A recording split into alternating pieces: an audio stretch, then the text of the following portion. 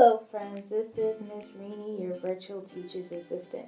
And right now I am going to show you a simple way on how you can clean the table and entertain your child at the same time. So this is what you're going to use. Shaving cream. It's very simple. All you have to do is spray shaving cream on the table like this, and then have your child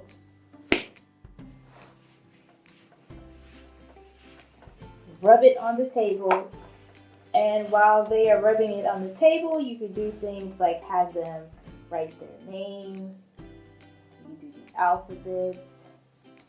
Let's see. The letter for this week is C, so that's how you write a C.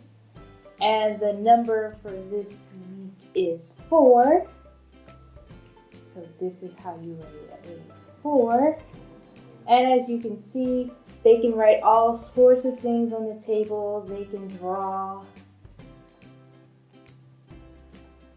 silly things. You can have them practice writing. You can have them practice drawing, and it's super fun. And while they're finished doing this, you get the table very clean at the same time.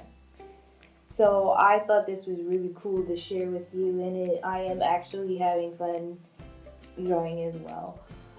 So I am going to clean up, and I hope this gave you an idea. If it did, please give it a thumbs up.